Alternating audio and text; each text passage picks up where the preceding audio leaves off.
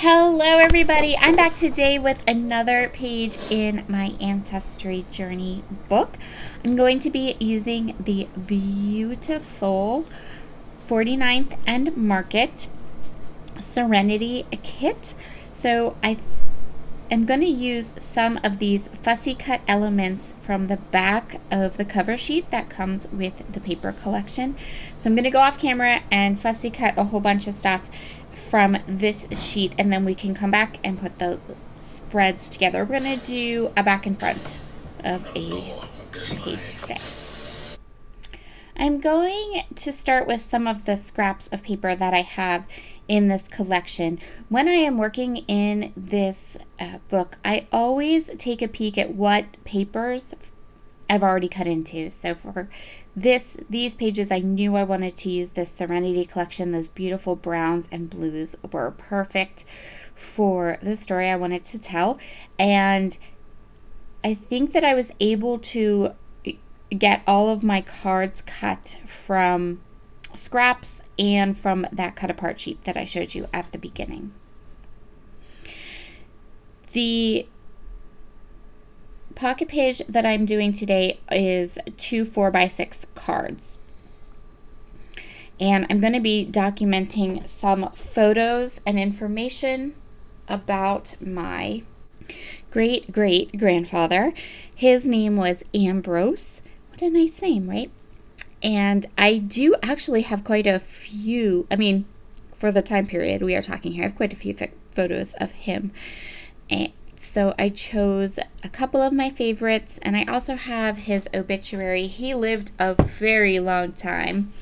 He lived a very long time, and he had a lovely obituary. Well, not so much lovely. It's an obituary, but he had a nice newspaper article written about him at the time of his death. So I wanted it to go ahead and include that. So my idea is that the top card, the top 4x6 card there will have, I'm going to stamp his name, his year of birth, and his year of death. And the bottom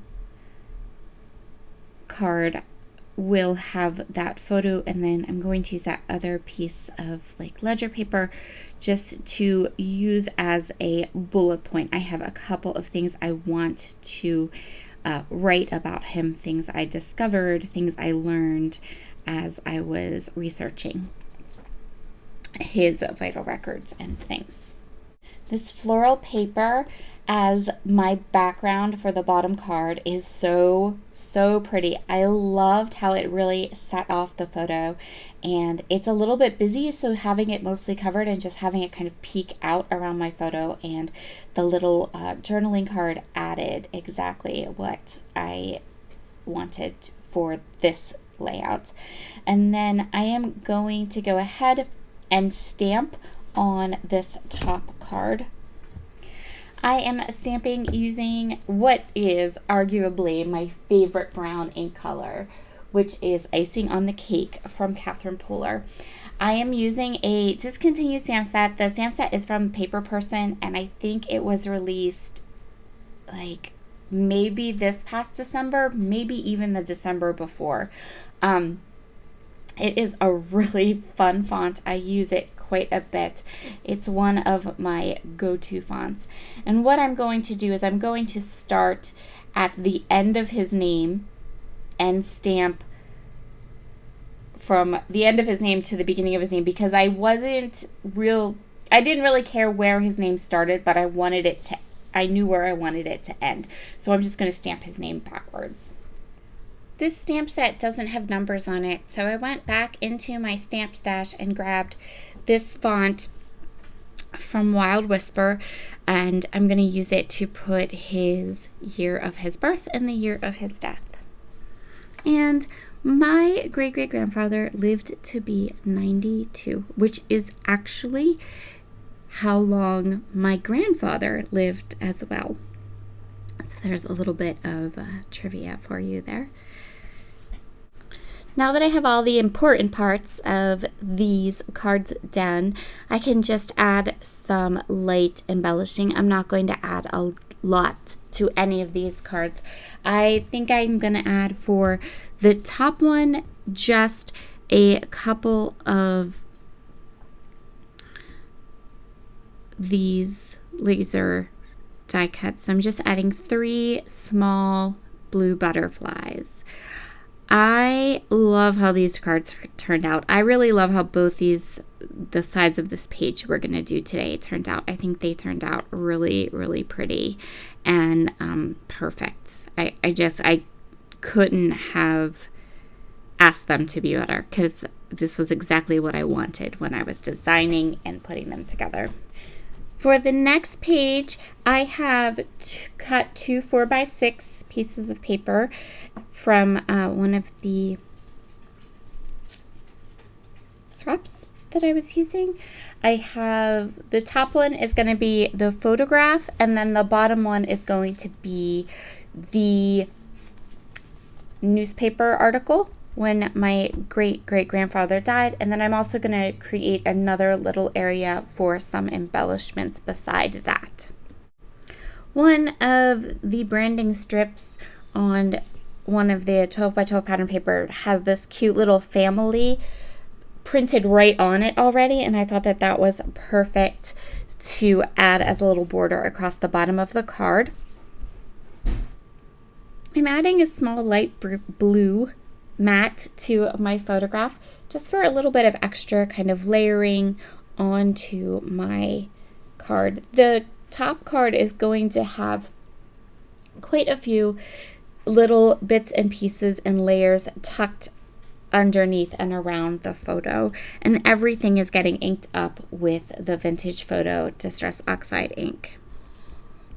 So while I put these cards together, let's talk a little bit about my great-grandfather and some of the things I'm going to write in my journaling. So he was a firecracker, first of all. He was not the nicest person. He was a little bit grouchy, a little bit grumpy, which for this side of my family, which is my grandfather's side of the family, is unsurprising. Many of the older gentlemen I have met and run into from that side of the family, including my great-grandfather and my grandfather, were kind of gruff and grumpy. So I'm not even a little bit surprised at that. He lived to be 92, and at 92 he went for walks every day, even though he had to walk with 2 canes.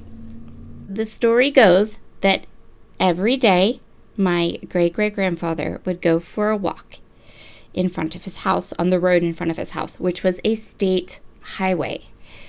He needed the use of 2 canes to walk. He was 92, and he walked every day. So on the day that he passed away, he was hit by a car. The car was being driven by a man who was 84, and he was only like 200 feet from his house. But the road in front of his house that had originally been, probably in his younger years, just a dirt road or just, a town road, had become a really busy state highway. So this little old man get up every morning, take his 2 canes, go for a walk on the road in front of his house, which had become a very busy main traffic highway, and he was struck and killed by a car driven by a man who was 84. Wow, there's a lot to unpack there. And now you know why there's a whole journaling issue part to that. Now you know why I added so much journaling to this kind of page. And not only that, but my great-grandfather was seriously, he was so interesting, the stuff that he did. He was a farmer, and I was really very kind of struck by him when I was doing my ancestry, and the different newspaper articles and photos and things that I had of him. So now I'm going to go ahead and just add this little flower and a butterfly here.